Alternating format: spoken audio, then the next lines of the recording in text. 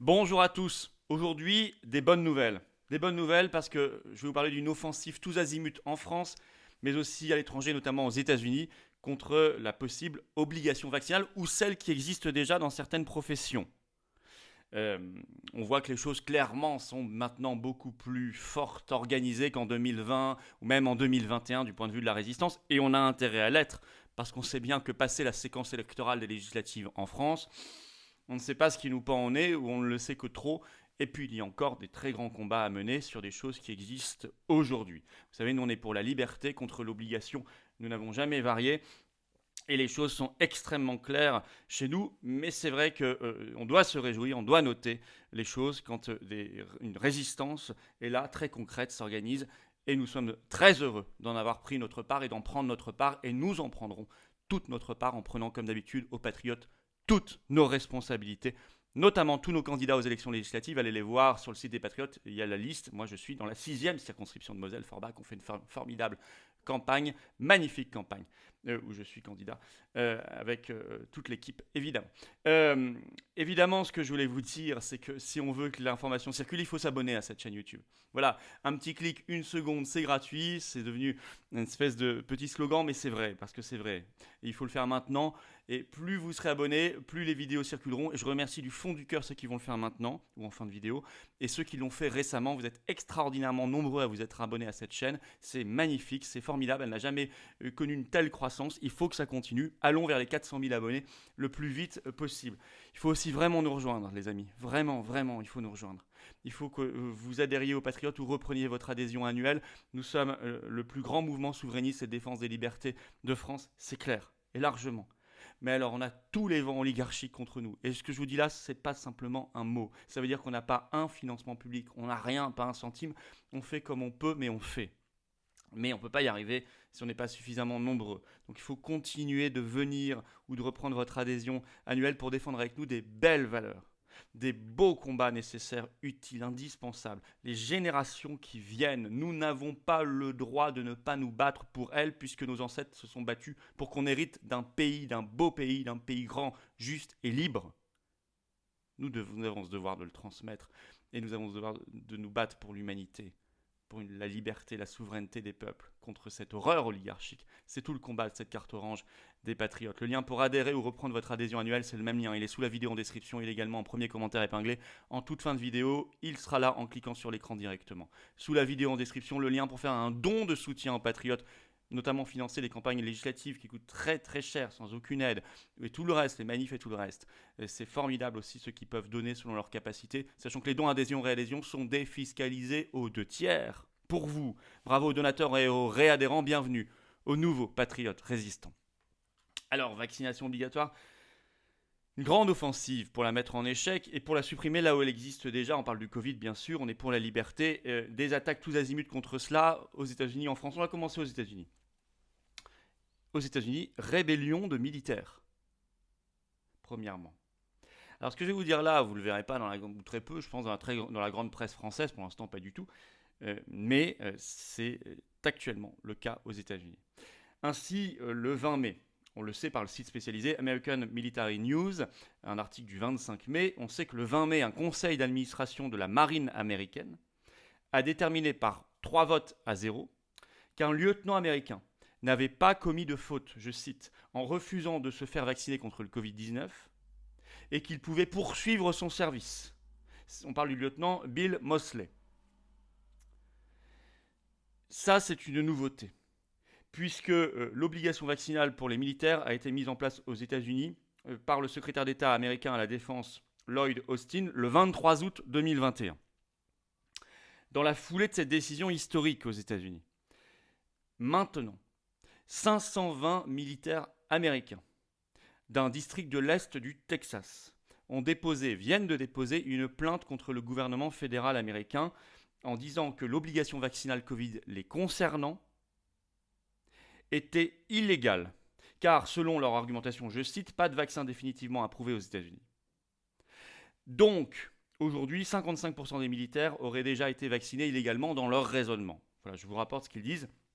C'est extrêmement intéressant et ça concerne quand même 520 militaires américains, Nous verrons ce que dit le jugement, mais le premier que je vous ai cité sur un organe interne de la marine américaine est très encourageant. Toujours aux États-Unis, au même moment. Ça concerne cette fois les compagnies aériennes. Et ça a été révélé en France par un article, mais vous le trouvez dans la presse américaine de l'Epoch Times, un article du 27 mai, c'est tout récent, qui révèle que 18 grandes compagnies aériennes américaines, ainsi que le ministère américain des Transports, vont être poursuivis dans les jours et semaines qui viennent pour avoir aussi imposé l'obligation, contre la liberté, l'obligation vaccinale Covid-19. C'est mené par un cabinet d'avocats qui est John Pierce Law.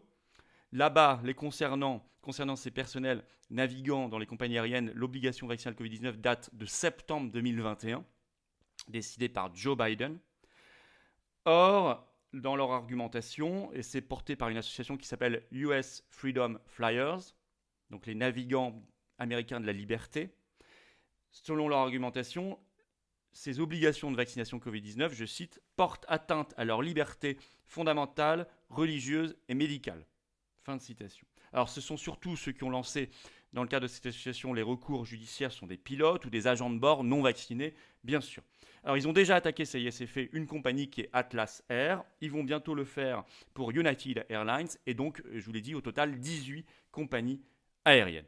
Donc ça bouge énormément et très concrètement aux États-Unis dans les secteurs entiers extrêmement importants. En France, ça bouge aussi. Et d'ailleurs, les covidistes s'énervent, ils s'agacent. Preuve désormais que le débat est absolument partout. Ainsi, signe d'agacement, un long article qui date de ce 27 mai tout récemment dans le journal Libération.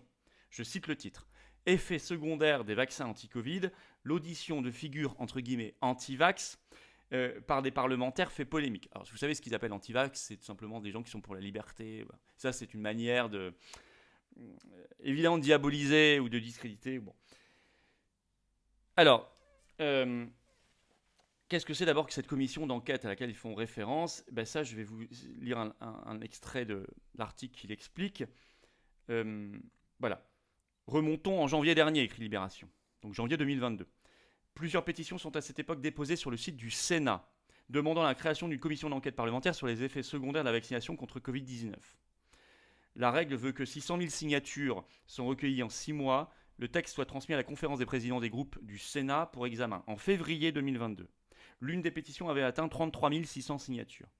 Une dynamique qui a amené la conférence des présidents du Sénat à considérer au terme de débats en interne qu'une procédure pouvait déjà être initiée, nous explique Cédric Villani. La conférence des présidents a confié le dossier à la commission des affaires sociales du Sénat, qui a à son tour saisi l'OPECST, OPECST, pour que nous menions une mission d'enquête. Et maintenant, la mission d'enquête, donc menée par l'OPECST, organisme spécialisé, a été commencée. Normalement, elle doit remettre son rapport. Alors, normalement, mi-juin, ils se sont engagés à ce soit avant les élections législatives, ce qui serait très intéressant. Je vous en ferai évidemment l'analyse, si nous l'avons. Quel que soit le moment où on l'aura, je vous ferai une analyse. Mais si on l'a avant les élections législatives, c'est quand même encore mieux. Ça éclairera le vote, je pense, de beaucoup de Français.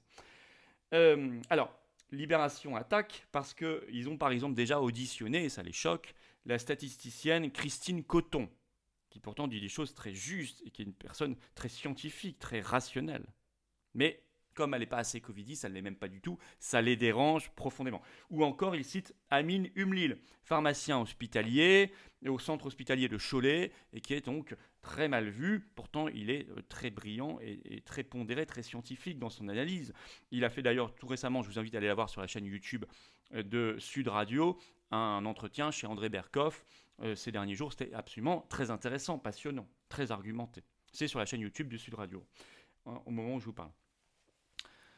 Mais au-delà de ça, vous voyez que ça agace parce que ça y est, le débat s'infile partout, y compris au Sénat.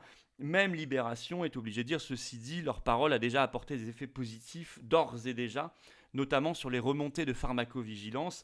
Même Libération le reconnaît. Et je vous cite un autre extrait donc de cet article, à toute fin de l'article. Voilà. Nous avons Voilà, je cite. Sans préjuger du contenu final du rapport de la mission d'information et indépendamment de cette polémique sur la qualité des personnes auditionnées, il semble d'ores et déjà, reconnaît Libération, que certaines critiques et inquiétudes sérieuses aient été entendues par les parlementaires. Nous avons étudié les différentes procédures de pharmacovigilance et il semble, pharmacovigilance, c'est la remontée des effets secondaires, hein. Et il semble qu'il y a des choses encore à améliorer sur le sujet, évoque Gérard Lezeul, notamment pour prendre en compte certains effets indésirables. Je pense aux troubles du cycle menstruel rapportés chez une partie de la population.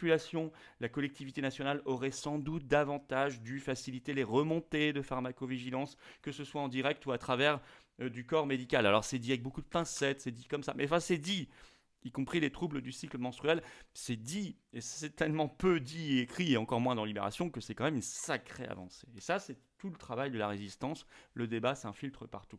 Autre preuve que ça s'infiltre partout, maintenant ça déborde de partout, c'est l'interview extraordinaire du professeur Michael Perromort sur Europe 1 le 26 mai 2022, vous savez, qui est dans un hôpital parisien, tout à fait reconnu pour son expertise. Je cite, il était donc chez Sonia Mabrouk, je cite quelques extraits de son interview, vous l'écoutez, tout simplement écoutez, je cite Perromort. Ce qui m'aura le plus marqué, ce sera le confinement et le pass vaccinal.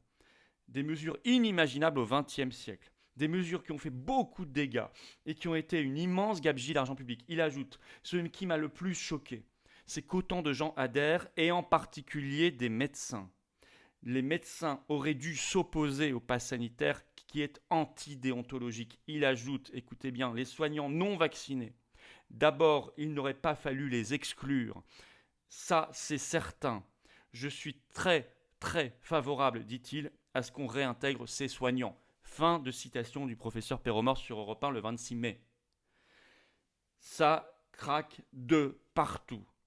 C'est très bien pour les combats passés et actuels que nous devons gagner absolument. C'est aussi très bien pour préparer la suite, notamment peut-être cet été ou la rentrée de septembre. Maintenant, la riposte, elle est clairement là, et elle est clairement massive, et elle est clairement organisée. Et ça, c'est très très bien. Et elle est internationalement. Si jamais il y avait par exemple à la rentrée un projet de vaccination obligatoire Covid en France, des armes sont maintenant à notre disposition avec cette force de la résistance, d'analyse, d'argumentation. Contrairement à 2020 et même encore contrairement à 2021 où on s'était déjà organisé, mais c'est encore mieux maintenant. On y ajouterait bien sûr s'il y avait l'obligation contre la liberté, la désobéissance totale. Je vous l'ai dit, vous le redis, les patriotes prennent leur part, ont pris leur part, en premier d'ailleurs, et prendront toujours leur part en fédérant tout cela le plus possible. Voilà ce que je voulais vous dire. Faites circuler ces informations, c'est extrêmement important aussi d'avoir les éléments positifs et de voir ce qu'on peut faire, de se mettre aussi du baume au cœur dans le combat pour le gagner. Et abonnez-vous si vous voulez bien dès maintenant à cette chaîne YouTube, un petit clic, c'est gratuit bien sûr, une seconde. Plus vous êtes abonné, plus les algorithmes de YouTube font que ça circule vite. Merci infiniment à tous ceux d'entre vous qui se sont abonnés récemment ou qui regardent les vidéos. Mais si vous n'êtes pas encore abonné, faites-le. S'il vous plaît, merci d'avance. Bravo à ceux qui viennent aux Patriotes, qui vont rejoindre, adhérer aux Patriotes ou reprendre leur adhésion annuelle pour mener tous ces combats, pour les faire triompher. Et on va triompher ensemble. Moi, je veux me battre à vos côtés. Je veux qu'on se batte ensemble. Et c'est comme ça qu'on y arrivera. Parce qu'on a toute la force oligarchique contre nous. Tout. Mais on peut triompher. Et on va triompher. Pour ça, il faut qu'on se rejoigne. Le lien pour adhérer ou reprendre votre adhésion annuelle aux Patriotes, il est sous la vidéo en description. Il est également en commentaire épinglé, premier commentaire. Et ici, dans quelques secondes, en cliquant sur l'écran, sous la vidéo en description, un autre lien pour faire un don de soutien aux Patriotes. Le don, ça finance notamment les élections législatives, nos centaines de candidats. Centaines de candidats. Moi, je suis dans la 6e de Moselle à Forbach, mais vous allez voir sur le site des Patriotes, vous verrez tous nos candidats partout. C'est formidable. Et bravo à eux d'ailleurs, et à leurs référents, et à leurs militants, mais ça coûte très très cher. Ceux qui peuvent faire un don, c'est formidable.